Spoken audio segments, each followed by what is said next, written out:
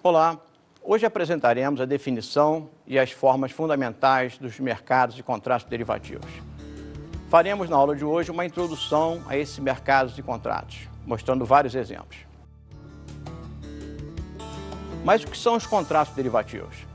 Contratos derivativos, são instrumentos que derivam do ativo que lhes dá origem. Por exemplo, um contrato futuro de soja depende do preço da soja no mercado à vista. Um contrato futuro de petróleo também depende desse preço do petróleo no mercado à vista. Teríamos também, além das mercadorias, ativos financeiros, contratos futuros de moeda, de índice de bolsa, de taxa de juros, de ações e etc. Veremos agora um depoimento sobre a definição dos contratos futuros. Derivativos são instrumentos que derivam de um outro ativo. Podem ser, por exemplo, contratos futuros de soja. Os contratos futuros de soja derivam da soja no físico. Podem ser também opções de Petrobras, que derivam do ativo Petrobras. No caso, a gente chama de físico também.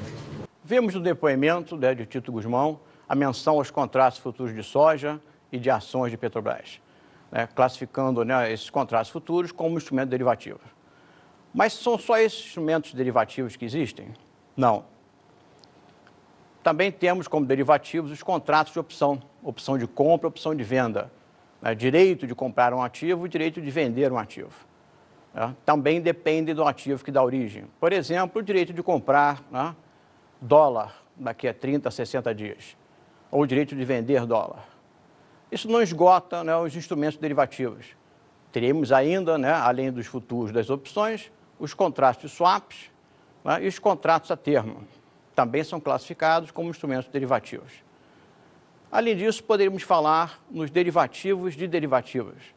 São contratos de opções de swaps, contratos de opções sobre futuros e ainda contratos de opções sobre opções. Vejamos a importância e o crescimento do uso desses contratos derivativos. Esses contratos têm crescido muito, a partir da década de 80 até o momento atual. A importância dele está na sua função econômica. A função econômica dos derivativos é transferir riscos. Riscos de quem pode carregar esses riscos, aceitando riscos daqueles que não podem carregar os riscos.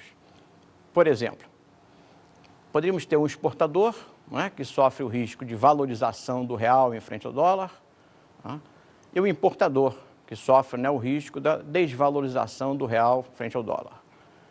Então, esses agentes poderiam procurar um banco, cada um com seu risco sendo transferido para o banco.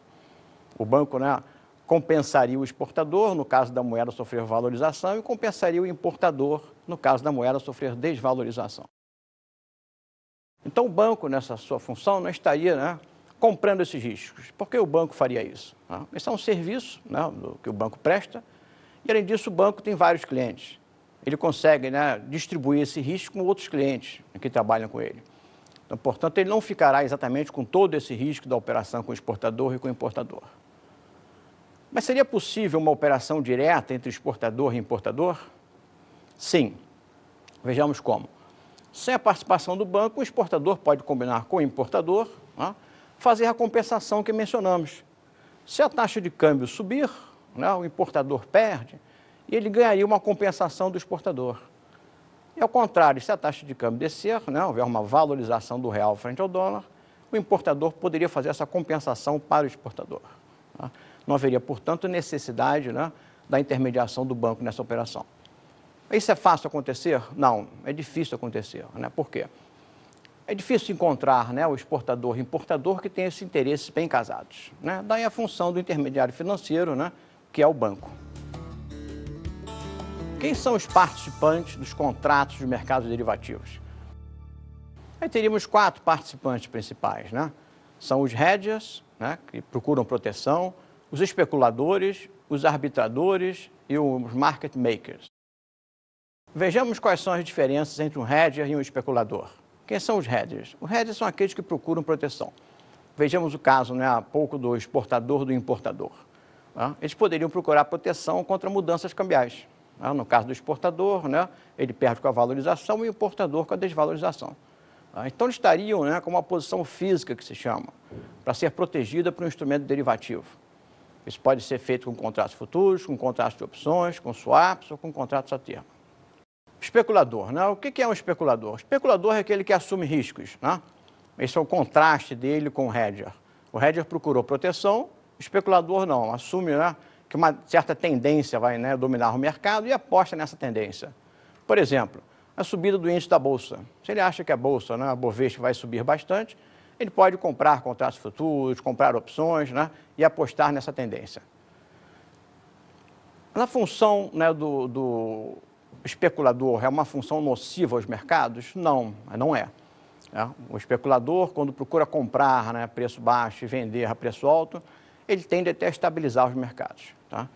E ele, além disso, dá liquidez. Né? O mercado tem mais um participante ativo. Tá? O terceiro, né, agente desse mercado é o arbitrador. O arbitrador é aquele que procura ganhar com imperfeições no mercado. Por exemplo, ele pode olhar a taxa de câmbio hoje no mercado à vista e a taxa de câmbio no contrato futuro.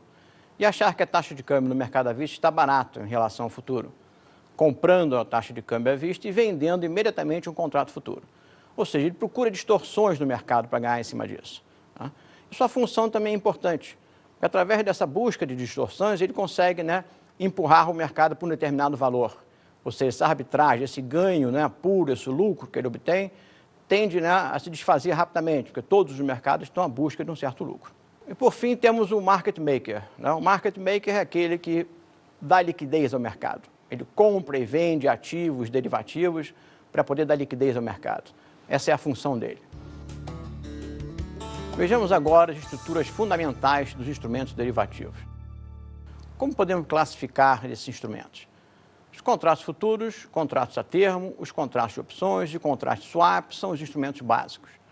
Mencionamos também há pouco que existem, né, misturas de contratos derivativos. Por exemplo, opções sobre swap, opções sobre